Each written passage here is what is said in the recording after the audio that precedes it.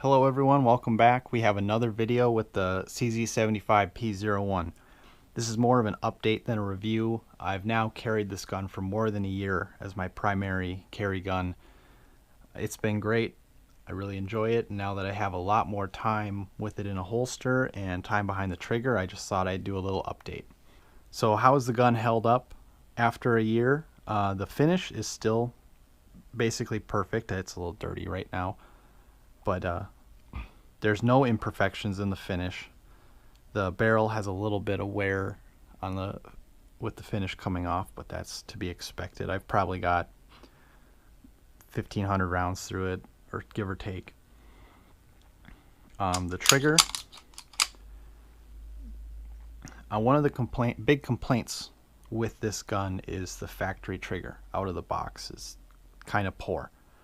And I will say, with a lot more rounds through it, this thing broke in really good. It's still got some travel to it. You know, it's not a short trigger by any means, but it really lightened up and the break feels a whole lot nicer than when it was stock. So I know out of the box, people talk about the trigger being bad, and I was one of those people where I wasn't very impressed with it. But with a lot more rounds through it, it has broken in to be very acceptable. You know, it's not a competition level trigger, it's not anything crazy, but for a duty trigger, I think it is very good. You know, I would still like to do a Cajun kit on this gun at some point in time, but for now, I'm not too worried about it because it has gotten a lot better. I have had some time to compare this gun to a P07 and a Shadow 2 Compact, which I like the P01 a lot better than the P07, which most people go either way. I thought the trigger and shootability on this one, the grip is just a lot better. Being able to change your grip textures is a huge perk over the P07. Shadow 2 Compact, it's about 2 ounces lighter, and the Shadow 2 just seems a little chunkier up top. So as far as a smaller carry gun, I think the P01 still beats it because there is less bulk up on the slide area, which is another one of the problems. Is the slide is really hard to grab onto, and the Shadow 2 Compact slide is easier to grab, being a little bigger. But if you're looking for comfort and concealability, this one does still have a little smaller footprint.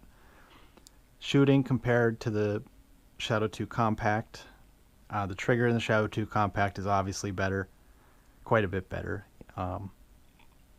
They feel about the same weight now that this one's broken in, but that one definitely has a lot shorter travel and a more crisp break.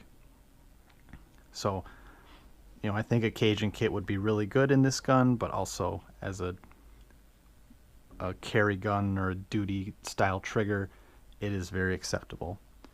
A lot of people complain about the sights. I've been shooting it for over a year and I haven't changed them. Are they good? Not really. Do they work just fine? Absolutely. Do I love looking at them? No. Do I want to change them? Yes, but I haven't gone out and done it in a year, so that's got to say something for them being all right.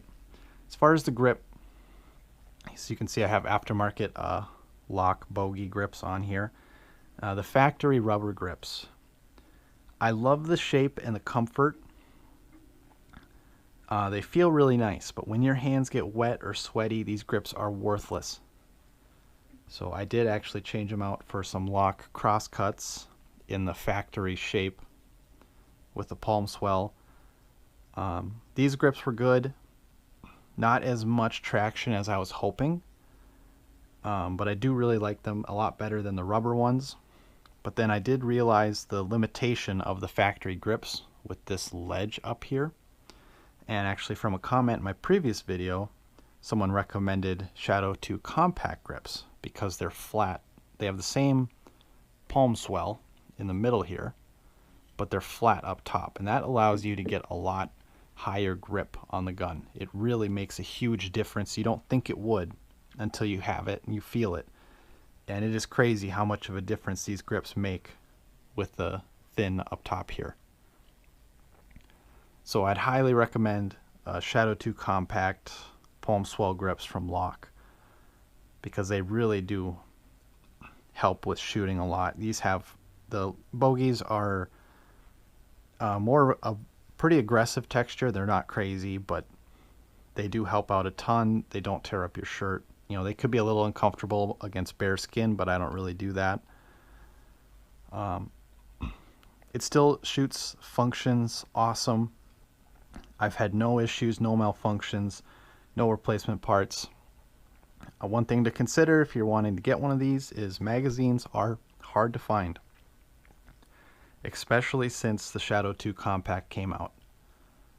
So there are places that will get them, but they do sell out really fast.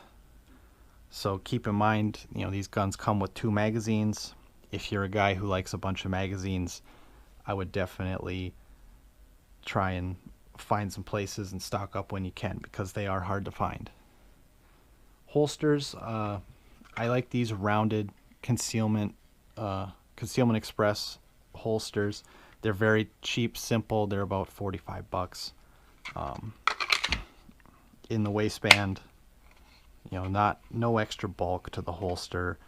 It's really comfortable to carry this in the waistband, and I also use their outside the waistband holster, paddle holster as well, when I do want to carry outside the waistband. So those are my holster choices for this gun that I've been carrying it with. And yeah, I just think it's a really great gun. It's held up great. It's super reliable. The trigger has smoothed out like crazy. I would still absolutely recommend this gun over a ton of other things on the market. And it's over a 20-year-old design at this point, since the P01 was introduced in 2003 or 2001. Definitely something to look for and look at. Get your hands on one. There are improvements that can be made. And if you're worried about the trigger out of the box, you just got to break it in and it gets 10 times better.